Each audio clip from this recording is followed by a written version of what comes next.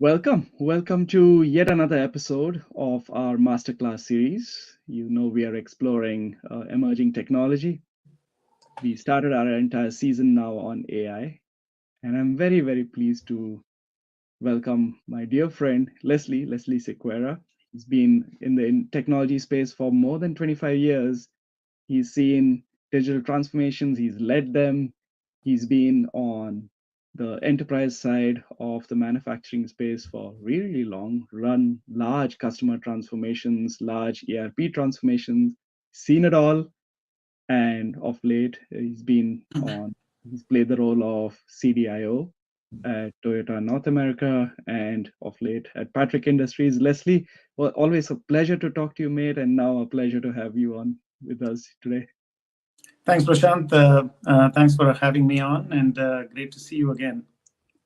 So, Leslie, what's always fantastic in my conversations with you is you bring me down to earth quickly after all my talks with a lot of SIs, because they usually say this is coming and that's coming, and when I ask you, you say, well, it's coming, but that's what it looks like on the ground.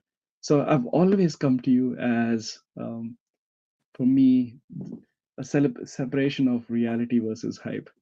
What really lands on the ground, how to make that change in the enterprise, how to actually get an entire large company to adopt a technology. Always come to you for such thoughts, and I'm hoping today also to tap into that expertise and experience and being in the trenches, having done that for our topic of AI and Gen AI. So maybe let me just kick off with I'm sure you're hearing it too, AI, Gen AI. You must be probably getting it from the buy side of things. So I get a lot from the sell side and buy side. You get it predominantly from buy side sort of things. What are your initial thoughts on AI, Gen AI? Yeah, actually, Prashant, we are getting it from all sides, right? So the buy side, of course, then you have your internal customers, you have the board of directors, the executives. Even in the family, in the house, you have the kids talking about it, right? So I think we are hearing a lot. There is a lot of buzz going on in the technosphere and in the business framework. And I think the buzz is, it's a mixed feeling. It's there is a reality to it. Yeah. Yeah. There is a lot of hype to it. Just look at some of the stocks that have risen because they've added the buzzword AI 40 times in their earnings statements. Right. Some of them, like Nvidia, is showing you the results in at least 2 quarters in a row now. True. But the others, so people are taking advantage of the buzz, and I think it's for all good reason. ChatGPT really, I would say, why the buzz was created primarily with ChatGPT was it affected the retail segment. It affected the individuals. They could see how this was affecting their own lives, right? Students and teachers, they could just get these free accounts and Yeah. write a paper and then modify it, etc. Right? So I think the buzz is very valid. And to your point, what's happening in the industry is how is it going to affect you is something that, as through the conversation, hopefully we can touch upon, is how each organization should adopt it, try to steer away from the noise and adopt it for themselves. And then again, depending on the culture and the DNA of the organization, you can use it for what you want it to. True. And you're right. I think what happened with ChatGPT is it came into mass imagination. And because if it came into mass imagination, I'm sure every person in your organization now knows about it and is asking for what this is. Very different to probably you trying to push a PLM or an ERP. Now suddenly they ask for it. Instead of you trying to push something, suddenly the tables have turned, I guess. And a part of this is also taking the topic out of maybe a small department working in data science or analytics full of geeks, and now suddenly everybody is trying to ask for things. And maybe finding yourself on the other side of an equation saying, okay, now suddenly everybody wants it. Now, how do you go do it? Instead of before, nobody wanted something and you had to push something. How do you prepare? And you're right, you spoke about the culture. How do you prepare an organization like this? Because I'm sure you've seen Right. See, multiple times. yeah. See, so there is a blessing and a curse when something like this happens. Right. You're absolutely right. Trying to make adoption of technology like a ERP, which is boring for many people, but it becomes foundational, etc., is very difficult, right? But now you're on the flip side, you have so much buzz created by ChatGPT, created by Google's Bard. I think was it last week where Amazon had a tie-up Yeah. with Anthropic. Anthropic, sorry, and their cloud. They're giving it human names so people can relate to it. I even don't remember what is Meta is called right now. So I think our job is being made a little easier because the buzz is there. Everybody wants to talk about it. The board is asking for questions, and but then it comes down to all excitements die down, all buzzes depart at some point, right? How do you make this sustainable? Yeah. Because the excitement with which they have come to you can turn into vengeance because you did not deliver. Right. Yeah. So that's in general. Again, I relate to your own personal lives. When your kids are excited about something, but they then don't get the outcome of that, then they sit and cry. So I think making it sustainable needs to be a priority for you. And again, it depends on organizations that have already taken the alignment, executive alignment, and the board alignment that we want to become a technology organization. And I think there they are willing to adopt new things and adopt new technologies. They are willing to fail on certain things because they know that everything cannot be successful, and they're willing to try, right? So to your question about how do you prepare an organization, I think it is very important. In my mind, as you introduced me and said, I keep things simple. So in my mind, the basic principles have not changed, right? You start with I consider them as 3 steps: the why, the what, and the how. Why do you want to do this? When you create all this buzz, oh, can I use Copilot? And this would be great. I've heard it on this podcast, etc. So you need to understand: are you doing it because of a buzz? You want to put AI in your earnings statement and get a bump on your stock. Hey, if that's your goal, do it. But are you trying to create this as a competitive advantage, right? Are you trying to differentiate yourself from your customer? Is it aligned with your technology vision, right? So everything you're doing, is it getting you closer to your vision, or is it taking you away? Does your technology vision itself needs to be changed now with things evolving? You don't have to. Because you've set a vision a year and a half ago doesn't mean that it doesn't need to change over 5 years. That's a scalable, adaptable organization. Do you have executive alignment, etc.? And I think if you clarify the why, and in my case, I would say the right why is to make it a competitive advantage, right? To impact your business, to impact your workforce in the positive manner. The next step number 2, is the what, right? So how do you go about doing this? And I think there are multiple strategies. Again, there is no one size fit all because depending on the organization's mindset, DNA, depending on the maturity of their tech stack and their platforms, etc. But in my experience, what I've seen is it's very important when new technologies emerges, and I don't think you have to shift your mindset or your approach very drastically. Look internal first, look inside, look at your internal tech stack, look at your internal investments in technology. The boring parts, like if you consider ERP is boring, I'm not saying it is. Yeah.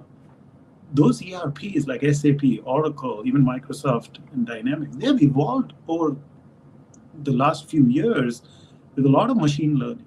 You are already getting AI in a small way with those insights, those actionable items that those ERPs are telling you to do. on the procurement side, on the sales side, on the finance side. A lot of those large language models have already been adopted by these ERPs. So you want to look internal at your existing tech stack and see, do I evolve the tech stack with some of these great plugins that are being developed by a lot of companies and a lot of individuals on ChatGPT, for example. You don't have to throw the baby out with the bathwater. You already have that investment. Why don't you do some plugins and evolve it, right? Another thing, part of the what, it's very important. There is only so much investment money available for technology. All CEOs, all boards, they look at that. So now the adoption of this buzz or the adoption of new technology, is that a zero-sum game? Or is it going to be a net new investment, right? That is important. If it is a zero-sum game, somebody is going to lose. So are your existing projects, which are critical, which your stakeholders are waiting for, are they going to be defunded? Or are you going to adjust them to adopt something new? It is very important that you are very careful about just misaligning your strategy and then going with something new just because it is a hype. And the last step number 3, is the how. So you have your why, you have your what you want to do. Now go with your how. How are you going to plan this? And I believe that it is very important to have a long-term and a short-term vision. In my mind, the short-term vision is providing some quick wins so that you actually convert the buzz into benefits. You convert the hype into reality, and then your stakeholders are with you to basically expand that and adopt that throughout your organization. So it's a very simple philosophy. It's the why, the what, and the how, even with this new technology. Leslie, you opened so many doors. That's how I know you. I love the simplicity of why, what, and how. But you opened a lot of very interesting topics and doors on the nuances of the why, what, and how. And I want to go back to one thing you said, which I don't know whether the entire world is talking about. It's how to think in terms of budgets. And you said everything can be, you got to be very careful on how an organization is planning for a topic. Is it a zero something, in which case you probably need to figure out what else you need to defund, or is it net new thing? That's such an important topic because that also affects then the how, right? You need to know where something like this lands. Do you think there is a way to say, okay, let's take the topic of AI ML. Is there a way to look at existing programs and say use those as the horses to bring them something like this to power? How does something like this work in practice? Have you piggybacked on existing programs to bring emerging tech to life? Actually, that's a really good question, Prashant. And I think we can have a multi-dimensional approach to this, right? So many companies have different approaches when it comes to technology budgets. I've seen that some it is linked to their revenue. Sometimes it is linked to the past year's budget. And what are you going to give up if you want to try something new? Which I believe it's not a company that wants to become a technology organization. I think the mindset, we have to keep it very clear. So we are talking about different types of orgs.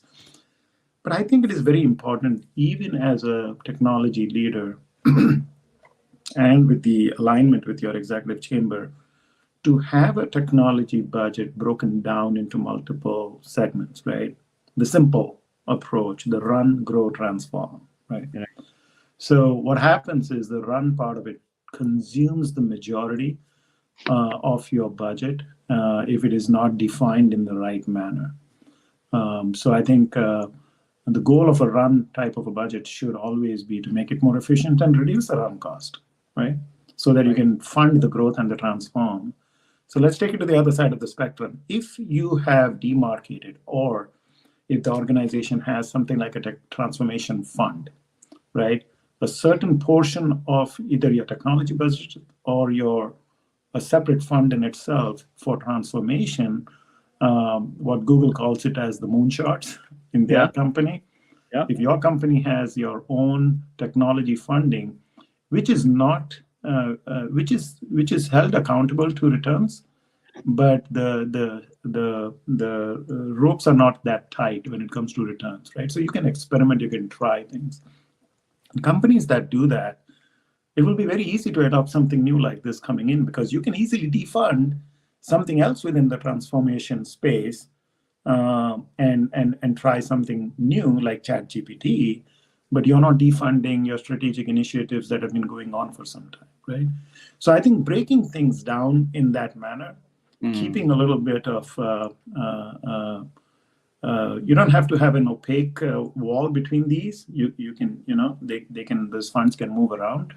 But I think experimenting that, having that the moonshot fund, and if it wins, hey, you can then bring it into your mainstream, and that becomes now your funding for that piece. So I think that is one way to approach it. The other, I think, what I've seen also companies do it. Hey, we need to adopt this technology because of fear of being left out, or fear of losing their competitive edge because they are competition is doing it, then it becomes very simple Right. to get that additional funding as well. So there are, I think there's no one size fit all. Again, it's case by case of how each organization approaches this. But I think the risk needs to be upfront, that you do not defund a strategic initiative that is already going.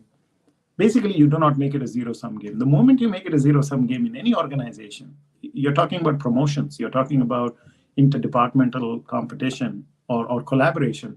The moment you make it a zero-sum game, you basically have poisoned the culture, because now if one wins, the other loses, right? So I think that's what we need to be careful about.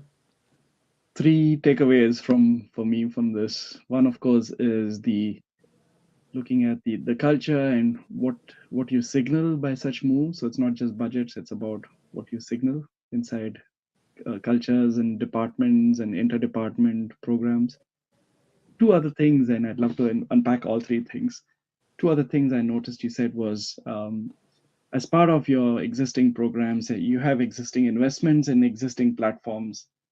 And you also spoke a few minutes ago on you don't know how companies like SAP and Oracle and Salesforce are actually already starting to implement AI ML as part of their offerings.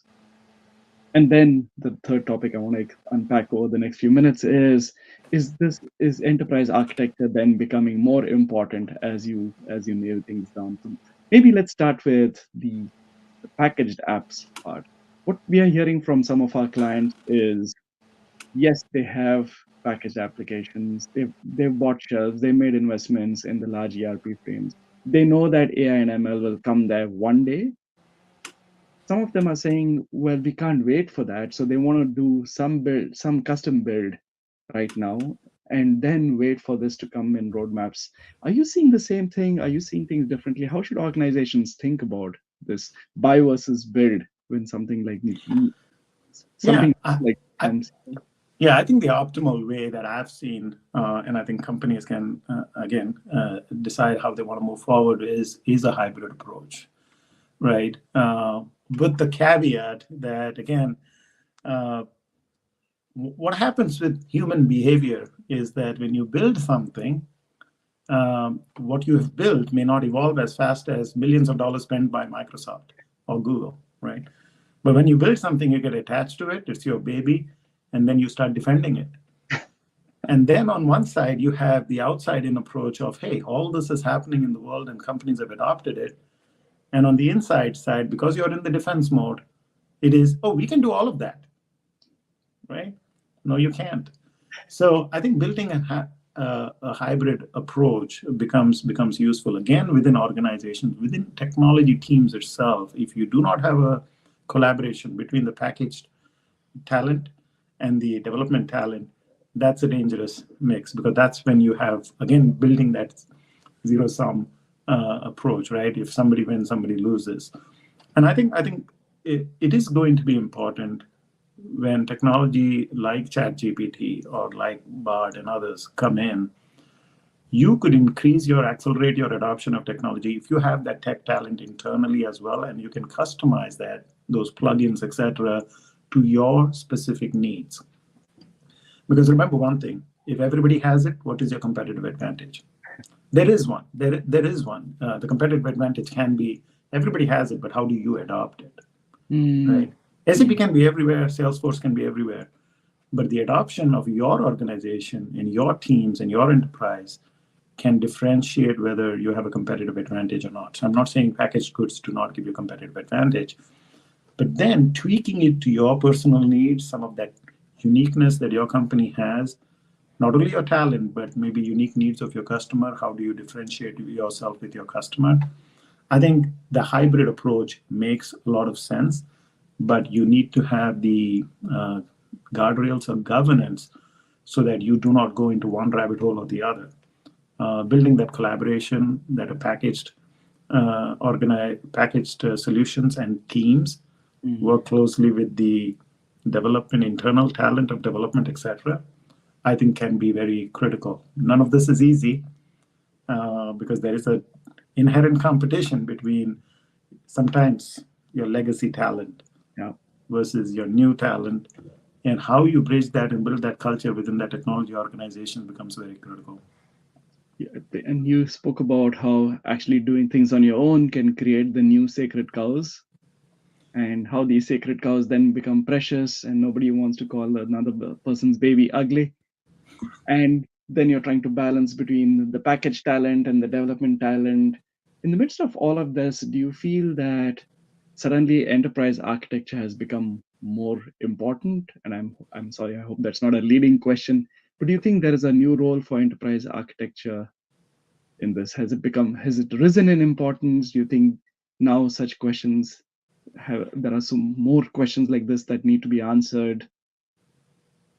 Yeah. So, Prashant, the way I look at it is we talked about talent, right? And how talent needs to be collaborative. I believe that enterprise architecture, again, depending on what I call it, the collaborative technology strategy, right? What I mean by that is you're building, when you're adding something into your organization, you are looking at your enterprise architecture, you're looking at your existing tech stack, like we spoke earlier. First thing, look internal. What do you have? Don't throw the baby out with the bathwater, right? But then it always, to your point, the enterprise architecture, the holistic view of our entire enterprise tech map becomes very critical because of multiple reasons. A few that come to mind is one is you're building integrations right from the origin of that introduction of the new technology so that it becomes very easy, scalable, and you get all the benefits of this new plugin or this new technology that is coming in. If you build it in a silo, then realize that it is really important, right? And we need to adopt it throughout the organization. Then you realize, but it cannot do all the functions of your main platforms, whether it's your ERP or your customer service management tools, etc. And then you start building integrations. But remember, what has happened is those have been built independent of each other. Their architectures are very different. And now you're spending millions of dollars creating a lot of friction within technology, creating a lot of friction within people as well. So I think enterprise architecture, to your point, becomes very critical. As you want collaboration with your talent, you want collaboration with your technology platforms as well. And so keeping that in mind. Now, the flip side of putting enterprise architecture on a pedestal can be that you may be too rigid Yeah. to adopt new technology, right? Yeah. So if enterprise architects have the complete say of yay or nay in Yeah. everything, then you are going to be, because remember, it's type of people you have there as well in your enterprise architecture team. Are they progressive technology adopters, or are they very comfortable in what they have built already? So I think there is a balancing act, and that is the vision that the technology leader, the chief digital officer, the chief information officer, the CEO, that's the type of collaboration and open-mindedness that you need to create in the culture. I think we come back to, this is the technology podcast, but at the end of the day, technology will do what technology does. Yeah. It is how the humans will adopt that technology will define success for you versus a different company. which is probably a great cue to the third point I was trying to ask you, and that's about the culture point you raised, right? So you raised so many topics about bringing parties together, bringing departments together, being proactive in terms of adopting technology, but not putting functions on a pedestal. What what has worked in the past to create? I'm going to use some words now. A technologically agile culture. Well, that's a great way to put it. A technology agile culture, and uh, first of all, let's talk about what it means, right? So let's talk about the ideal state, which doesn't exist. Uh, a technology agile culture, I'll also frame it as a culture of innovation because I want to keep technology Mm. a word out Yeah. and make it a more of an enterprise. Because at the end of the day, who are the customers, right? Your Yeah. external customer and your internal customer. So creating a culture of innovation needs a lot of has a lot of factors, right? So one is who are your stakeholders in order to create that culture. Your tech team is the stakeholder. Yeah. Your technology and digital team. Your executive team is your stakeholder. Of course, let's plug in the board with that. Your divisional leaders are stakeholders. I'm talking about if your company is divided into multiple P&Ls and different divisions. Your business function heads are your stakeholders. And now take it a few levels down, the N2 and the N3s, they're all stakeholders because you have no idea. An N3 and an N4 can be a big influencer for the failure or success as well, right? Right. So I think it is very important to understand who are your stakeholders and what are their expectations from this, right? Um, are you making their lives easier? And the expectations can be very different. For some, it can be personal growth. For some, it can be revenue increase. For some, it can be just make my life easier. You know, with all this new adoption of technology, I just can't keep up. For some, it could be taking away mundane work and making them get out of bed every day. So if you can understand the pulse of the stakeholders, that gives you the why. Mm. After that, you can figure out what I need to do to achieve that. Is it possible? Is it not? Do I need to change people's minds as a change agent? That's what you need to do, and then you can look at the what. I believe that one of the best ways to build that trust within that culture, Prashant, is providing some wins at an earlier stage Mm. in the journey. What happens is you build allies with that. Those become your merchandisers to the organization. One of in my past journeys, what I've done is when we had provided a massive win, a golden nugget for one division, and we collaborated with them because we did a huge benefit. Now they were part of the Lunch and Learn series where they were talking about the wins and they were answering the questions to the other business divisions. Who was in the background? It was the technology team, but they were just facilitators, right? And so I think that creates that hunger, fear of Mm. missing out, whichever it is, to create that culture of innovation, to create that technology agile organization. And I think that becomes critical. One of the other, in another organization, what I had done was we created a technology advisory council. Oh, The okay. reason was it was a very large organization with a lot of different stakeholders with a lot of different priorities, right? Not everybody, and technology is not a priority. Business outcomes are a priority, right? But they are different priorities. So the plan there was, hey, we cannot address the whole organization, but let's find some allies at the top. So we created a technology advisory council, and every seat on that council needed to be a senior leader, an influencer, but also somebody who was a big fan of technology, Right. right? So now Right. what did you do? If you have 5 divisions, you created 5 allies to go spread the word. And because they are influencers and because they are positions of authority, people will listen to them, people will. So that's how, creating a business focused advisory council, technology advisory council, empowering them, making everything a business driven initiative can create that culture of innovation. Technology is just the accelerator, just the tool, right? We are technology people. So maybe it comes in our dreams, but not for others. The technology can become that tool for creating that culture of innovation. These are great insights, Leslie, on how to involve across different levels of the organization. And I can see now tips and hints and structures like advisory councils actually help in that. Where do you think we differentiate between involving someone and educating someone? How do you there is there a spectrum of involving an organization and education across the levels? How do you Yeah, get that? How do you juxtapose involvement versus education? right, right. No, that's a great question. Involving and educating, right? Or you know, well, depending, you have to find out where to start, especially when you go new into an organization, right? So, again, my first step has always been in a new organization has been first understand who your stakeholders are, who will make your team successful, who will merchandise the wins of your team. It works all around it. It helps the team, motivates the team, helps the organization as well. So I think understanding the stakeholders, understanding the people who are aware and eager, get them first. Right? Work with them. They will tell you how to message to the others. Now, once you achieve the success, I believe the awareness part is an art where creating the awareness, getting the stakeholders, getting the buy-in, building the trust.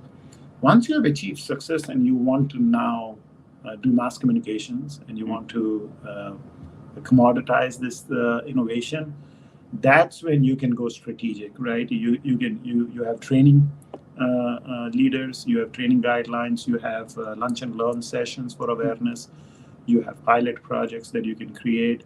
It can be funded by the department, right? Because they can build the ROI, and if they have an ROI built in, you can definitely bring it in.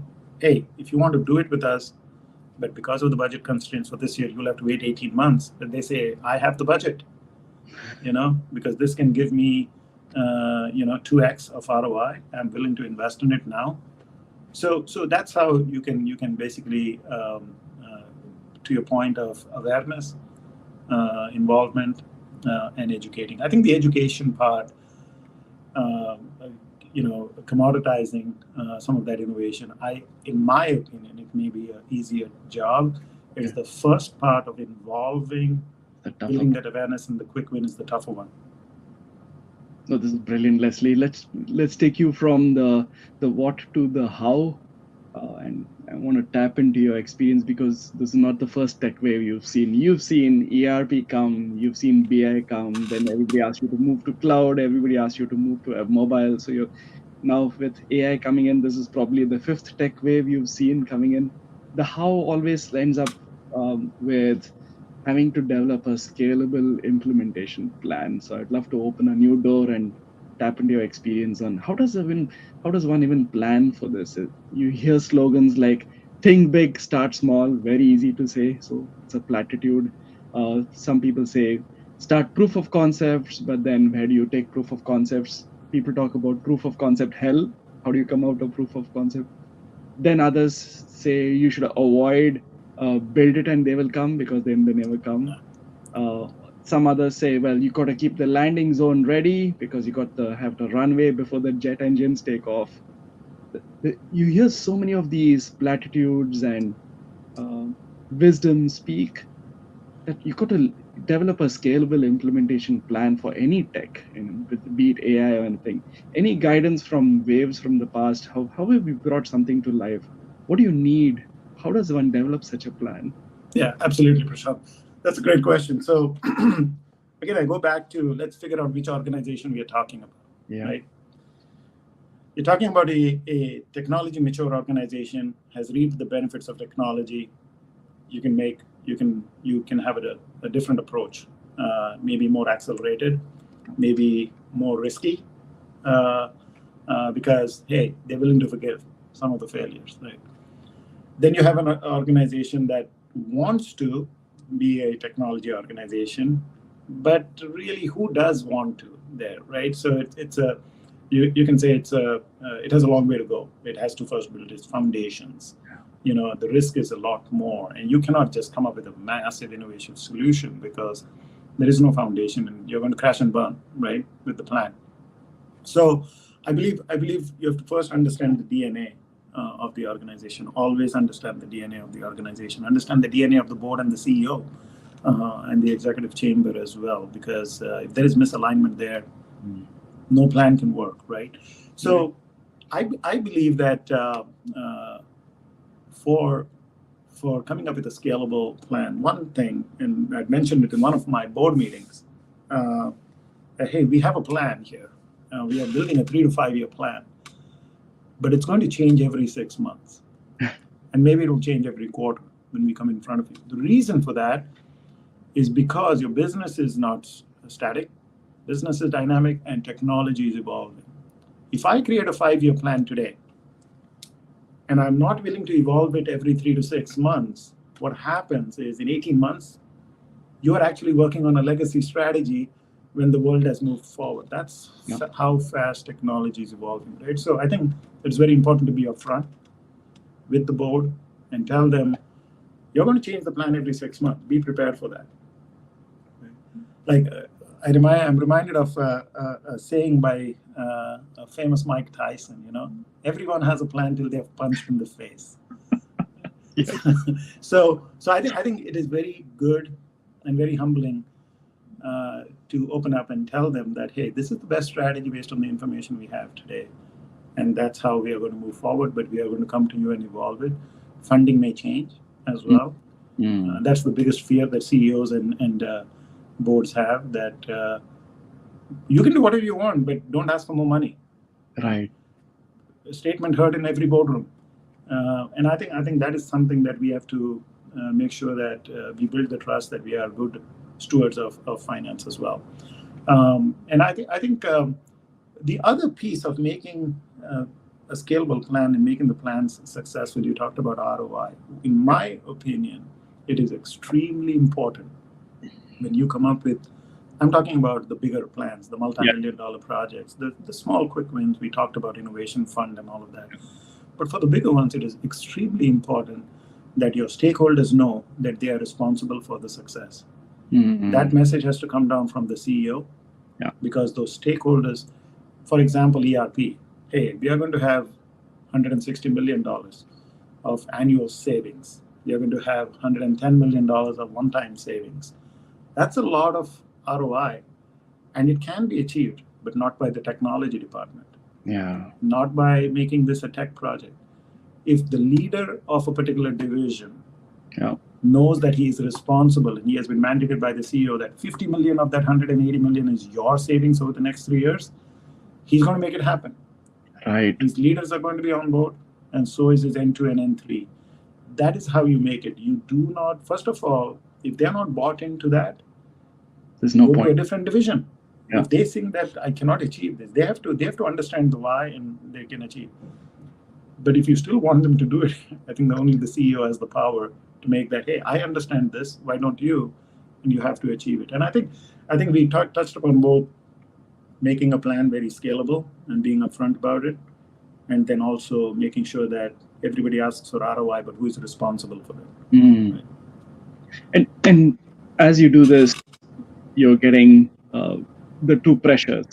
One is you're trying to balance for speed, and as some things are going live and you're developing things, you're balancing for stability. Right? So somewhere midway in such an implementation plan, you're trying to balance speed and stability at the same time.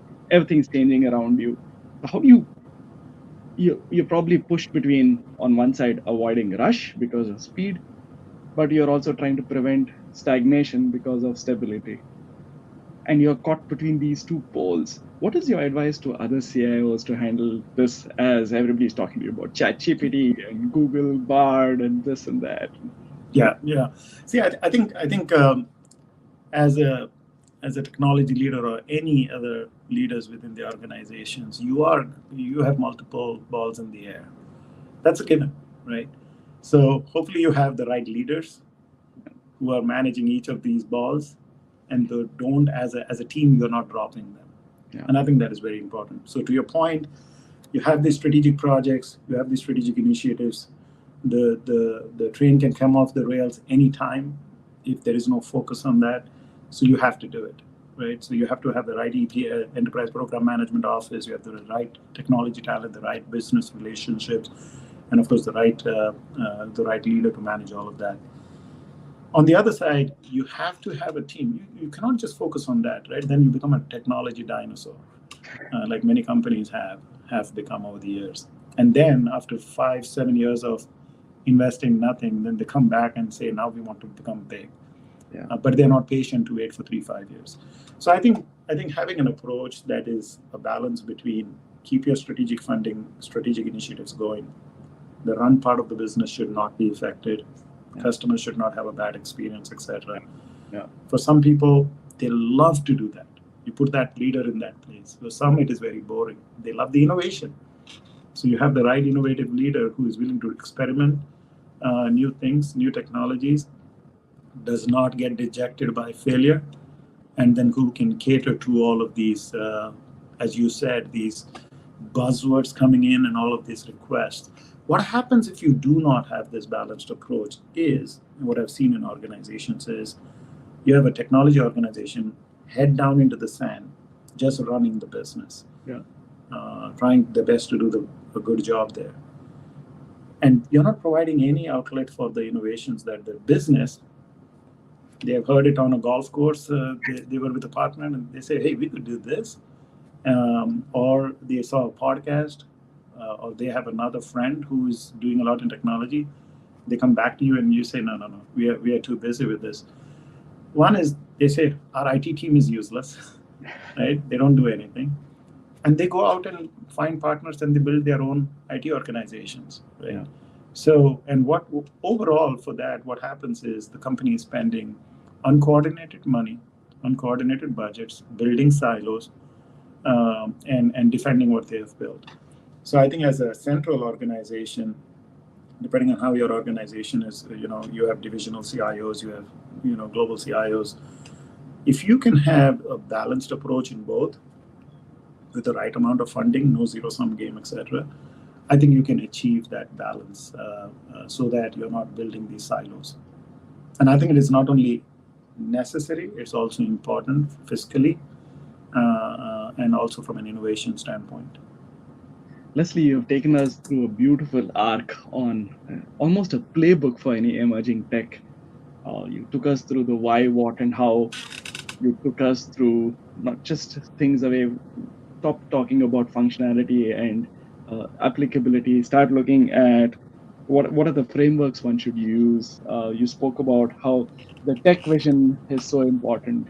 You spoke about the DNA of the company itself. Is this a technically mature company? What if it's not? You spoke about how to involve versus educate stakeholders. That was a wealth. And then you took us to how to actually land the plane with an implementation plan. I loved your example of the 3 to 5 year plan. But you know what? Get ready. I'm going to change this plan every 3 to 6 months because guess what? Your business is not stable. How do you want us to work on a legacy strategy? Amazing, amazing. I want to take us to the last topic, and that is about ROI. I'm sure you have argued for ROI on other technology waves. Any guidance for how does one measure success, measure ROI on something new like AI coming? Because you've seen this game before, you've seen this on cloud. Any guidance for us on this new tech wave? Yeah, measuring ROI, right? The biggest conversation in a boardroom is measuring ROI. Biggest conversation in the executive areas as well. And why not, right? Yeah. You're putting, an investment of $200 million into your factory and innovating it. You need an ROI for that, Yeah. right? And you're investing in a new project, in a new marketing strategy. What is the ROI for that? So why should it not be for tech, right? But I've seen many tech leaders, when you talk about ROI, they say, oh, those people don't understand, the benefits will come, build and it will come. And I think that approach is fine if you have already built the trust and you have a streak of wins, not failures, right? So I think it is very important. And going back to what we talked earlier, right? Not every dollar spent in technology has an ROI. Mm. Let's get that out, right? Mhm. You're building a foundation because, so first of all, let's talk about risk. Anything that is a risk mitigation is to mitigate the risk. There is no dollar signs to that. You're mitigating a risk so that you do not have downtimes, Yeah. right? Organizations which are, large manufacturing organizations, every minute can cost you hundreds and thousands of dollars, right? So investing in infrastructure, some of the boring parts, or the what I say, the technology under the surface, which nobody knows about till it fails. So investing in all of those things, is the ROI is not the millions you put in, it is the millions you avoided, the cost avoidance of Mhm. being down, delays for your customer orders, etc. So it's a science and an art of when it comes to some of the ROIs on those foundational builds, right? It is necessary, and I think technology leaders need to be very open and honest and upfront while building the trust with their board, is that these investments are required and they do not have a ROI per Yeah. se. The other piece we talked about is large investments that you think can have an ROI. Inventory reduction, margin increase in your sales, preventing margin leakage because you just did not have the competitive data. Major discounts in purchasing if you can consolidate things throughout. Major cost reductions in warehousing and distribution and transportations. These are things that you can definitely build ROI cases for that. That needs, as I said, the technology advisory council, the involvement of the business leaders, and then the taking of ownership of that business leaders. And I think you have the ownership as well as technology leaders, is competency with your team and with your partners is table stakes, right? You bring in an incompetent team and they cannot achieve a good solution and a good product at the end, and they cannot meet the ROIs. That's on you, right? But if there is resistance to the adoption by a particular division, and because of that, they cannot adopt the right standards and the right ROI, that's on them. So I think at all times it has to become a collaborative. So we talked about foundation, we talked about clear definitions of ROI. Now let's talk about the third approach, the non-clear, the innovation, Yeah. the experiments, the transformations. We do not know. So do we do it 5 years after the market has adopted it and everybody knows what the ROI is, or do we adopt it now? And do we put a little bit of funding, the transformation budget, into that, and we experiment it? Those are the moonshots. Those ROIs on them are 15, 20x, or they are minus 1x.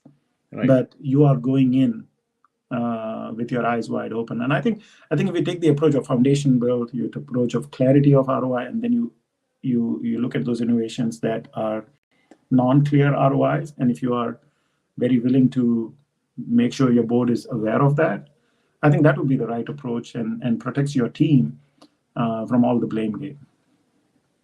Leslie, this has been great. I think you more or less given us the playbook for taking any emerging technology and implementing it in an enterprise at scale. So you've developed an arc where you started by looking at what is AI and Gen AI. You took us to how do you assess technology relevance and impact. You took us then to thinking packaged app versus custom, how that's not just actually a technology discussion, it's actually a team discussion. You said be careful about enterprise architecture, don't put it on a pedestal, but it's still important. You took us then to how do you take this across an enterprise, spoke about in technologically agile culture, the juxtaposition between involvement and education and implementation plans, and now the three buckets on how to think ROI. That's absolutely amazing, Leslie. I think we should write a book together on this.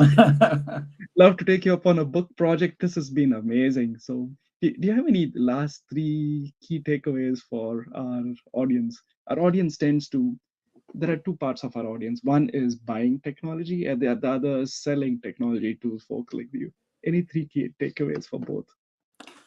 Yeah, so let's talk about the selling part of it, right? maybe the partners. I like to, as I call it, because at the end of the day, it's not about selling something. It is about making an impact with your own customers, so that's how you build the relationship and you retain that relationship over time. And I think there is always new technology coming in, and I think the partners do play a very important role in introducing you to new technology and helping you develop and stand something up quickly and accelerate it. I think that is a very valuable piece, because think about it this way: if there are no partners and everything has to be done yourself, think about how slow the pace of innovation and development will be. Think about how much money you'll have to invest in just training your internal staff and the size of the staff in adopting these new technologies, right? So I think the partners play a very important role in bringing new technology to you. Hopefully they understand your business, right? Some don't, but hopefully they understand your business, bring in new technology to you, and then you can start some pilots with investments from both sides, because partners are willing to invest as well. See if there are wins, and then we collaborate and we all, let's make it a win-win-win for the business, for the technology organization, as well as for the partners.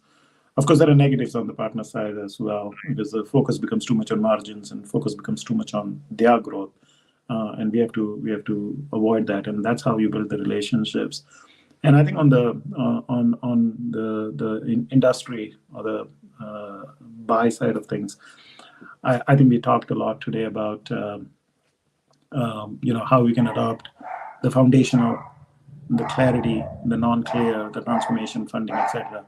But I think it's also very important, at the end of the day, it is the people who will adopt, and it is the people who will deliver. And I think not losing sight of, at the end of the day, it is the humans who are in the game that make the biggest impact is very important, because success is not defined by what you deliver. It is defined by the expectations you've met. What a way, Leslie, to finish a playbook. I think that's probably the sentence with which we should start this playbook, and also a great way as a closing statement to this framework. Leslie, it's always a pleasure to be with you, be it at some hotel lobby or a bar, or even in our podcast. Just spending time with you, Leslie, and asking you these questions always gives me a lot of things to take back on what it feels like to be on the other side of the table, implementing such things at an enterprise, be it large or small. So thanks a lot, Leslie. It was a pleasure to have you. Thanks, Prashant. It's been fun. And looking forward to catch you the next time we meet. Sounds great. Take care.